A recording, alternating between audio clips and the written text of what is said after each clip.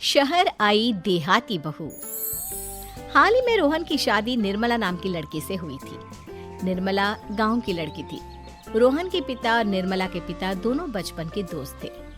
उन्होंने बचपन में ही एक दूसरे से वादा कर लिया था कि दोनों बच्चों के बड़े होते ही उनकी शादी करवा देंगे। इसलिए वादे के अनुसार रोहन के पिता निर्मला को अपनी बहू बनाकर घर ले आते हैं।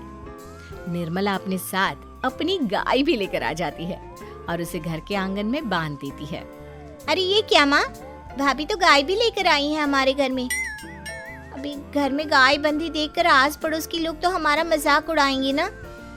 हाँ बेटा, तू ठीक कहती है, लेकिन क्या करूं मैं, तू तो जानती है तेरे पिता किसी की नहीं सुनते। अरे ये क्या निर्मला, तुम अपने साथ गाय क्यों लेकर आई हो? आपके शहर में पैकेट वाला मिलावटी दूध मिलता है ना, लेकिन मुझे तो रोज ताजा दूध पीने की आदत है। गाय लाकर मैंने ना बहुत अच्छा किया है। अब हम सब रोज ना गाय का ताजा ताजा दूध पियेंगे। अरे ये सब तो ठीक है, लेकिन तुम ध्यान रखना कि तुम्हारी गाय की वजह से आस पड़ोस के लोगों को कोई तकलीफ ना हो। हाँ हाँ, मैं सब देख लूंगी, आप चिंता ना करें। कुछ दिन बीत जाते हैं। फिर एक दिन, चल बहू, आज हमें बाजार से सब्जी खरीदने जाना है। उसके बाद सुनीता निर्मला को बाजार में ले जाती है। सब्जी के महंगे दाम देखकर निर्मला के तो होश उड़ जाते हैं। ये क्या माँ जी, 1000 रुपए की सब्जी, ये तो बहुत ही ज्यादा है। अब क्या करे बहू, शहर का तो यही हाल है। ना ना ना, मैं इस तरह पैसों की बर्बादी बर्दाश्त नहीं कर सकती। अब से ना हम इस बाजार से सब्जी नहीं खरीदेंगे। फिर अगले दिन निर्मला घर के आंगन की मिट्टी खोदकर वहाँ तरह तरह की सब्जियाँ लगा देती है। अरे काव्या, तेरी भाभी तो बहुत अजीब है।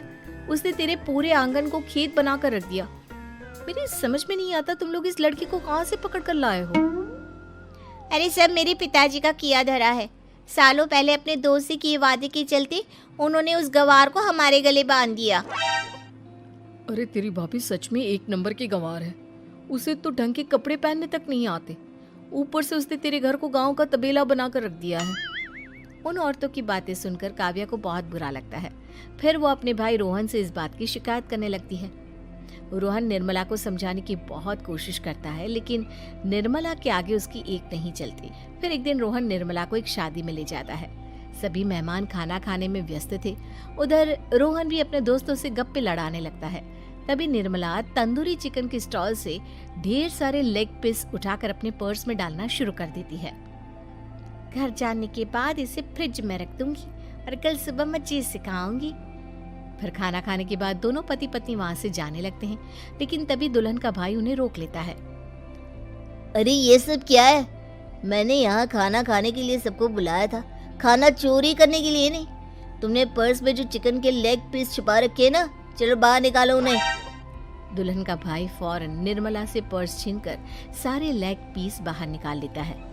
मैंने इतना खर्चा करके खाने पीने का इंतजाम किया है और तुम हो कि यहाँ से खाना चोरी करके ले जा रही हो? शर्म आनी चाहिए तुम्हें। वहाँ मौजूद सभी लोग निर्मला को भला बुरा कहने लगते हैं। अपनी बेइज्जती होते देख रोहन दुल्हन के भाई से माफी मांगकर निर्मला को घर ले आता है। निर्मला, आज तुमने सबके सामने मेरी नाक कटवा दी। आखिर तुम्हें चिकन के पीस चुराने की जरूरत क्या थी? मुझे माफ कर दीजिए रोहन जी। दरअसल ना, हमारे गांव में जब भी शादी होती थी तब मैं और मेरी सहेलियां इसी तरह शादी से ढेर सारा खाना लेकर आते थे। मुझे नहीं पता था कि मेरी इस गलती से आपकी इतनी बेइज्जती हो जाएगी। मुझे माफ कर दीजिए, आज के बाद ऐसी गलती कभी ना करेंगे। इतना कहकर निर्मला रोने लगती है। निर्मला को रोते देख रोहन का दिल पिघल जाता है और वो उसे माफ करके गले लगा लेता है। इस तरह कुछ दिन बीत जाते हैं। फिर एक दिन रोहन उदास होकर घर लौटता है। रोहन के कपड़े बुरी तरह फटे हुए थे। अरे बेटा, ये सब क्या है? किसी के साथ मारा पीटी हो गई है क्या? नहीं माँ, आज हमारी जिंदगी का सबसे बुरा दिन है। म्युनिसिपालिटी वालों ने हमारी दुकान तोड़ दी। आज से हमारी आमदनी पूरी तरह बंद हो गई। हे भगवान, हमने तो किस्त पर ढेर सारा सामान ले रखा है।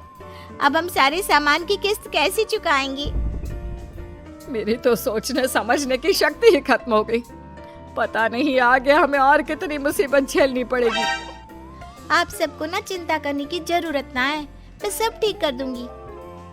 तो कहना क्या चाहती है बहू? हम ना बोल कर नहीं बल्कि करके दिखाएंगे। हाँ। उसके बाद निर्मला अपने पिता को फोन करके गांव से 5 गाय मंगवा लेती है और फिर अगले दिन निर्मला सभी गायों का दूध निकाल कर बड़े बर्तन में भर लेती है।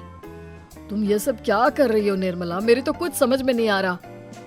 हम ना इन गायों का दूध बेचने जा रहे हैं। उसके बाद हमारे पैसों की समस्या खत्म हो जाएगी। हे भगवान, बस यही दिन देखना बाकी रह गया था। भाभी दूध वाली बनकर दूध बेचेंगी तो मोहल्ले में इज्जत क्या रहेगी हमारी? सभी लोग हमें तरह तरह के ताने मारेंगे। आप ना ऐसी बेकार की बातें ना करो काव्या जी। जब जेब का पैसा और पेट की रोटी छिन जाती है तो इंसान पहले अपने और अपने परिवार के बारे में सोचता है। और वैसे भी जिस काम से हमारा घर चले उसकी कभी ना बुराई नहीं करनी चाहिए। फिर निर्मला दूध के 2 बड़े बर्तन साइकिल के दोनों तरफ लटकाकर मोहल्ले में घूमने लगती है। दूध ले लो, दूध, गाय का ताजा ताजा दूध ले लो, बिना मिलावट का शुद्ध दूध ले लो। चलो चलो आओ भाई, जल्दी ले लो। तभी निर्मला के पास कुछ औरतें आती हैं। अरे तुम तो सुनीता की बहू हो ना, तुम इस तरह सड़क पर दूध क्यों बेच रही हो? निर्मला उन दोनों औरतों को अपने घर के हालातों के बारे में सब बता देती है। देखिए, मैंने ना अभी अभी गाय का ताजा दूध निकाला है। आप सब तो रोज पैकेट का दूध पीती हो, आज गाय का ताजा दूध पी कर देखिए, इसकी ना बात ही कुछ और है। हाँ बहू, मुझे तुम्हारी बात समझ में आ गई।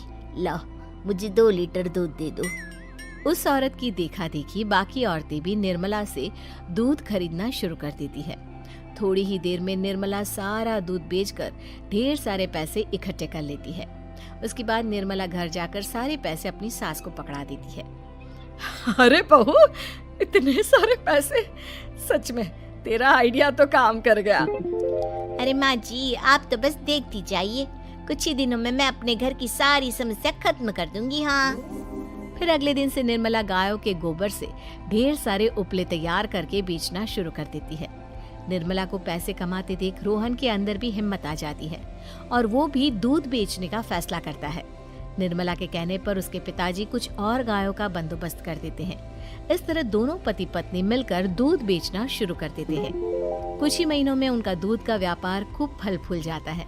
इसके चलते रोहन एक बड़ी दूध की डेयरी भी खोल लेता है। पिताजी, जब आपने निर्मला से मेरी शादी करवाई थी तब मैं मन ही मन आपको कोसा करता था, लेकिन आज मेरी समझ में आया कि आपका फैसला बिल्कुल सही था। आज अगर निर्मला ना होती तो पता नहीं हमारा क्या हाल होता। हाँ बेटा, तू ठीक कहता है। हमारी बहू ने तो हमें उजड़ने से बचा लिया। भगवान ऐसी बहू सबको दे। इस तरह निर्मला की समझदारी के चलते सब कुछ ठीक हो जाता है और वो सभी हंसी खुशी अपना जीवन जीने लगते हैं।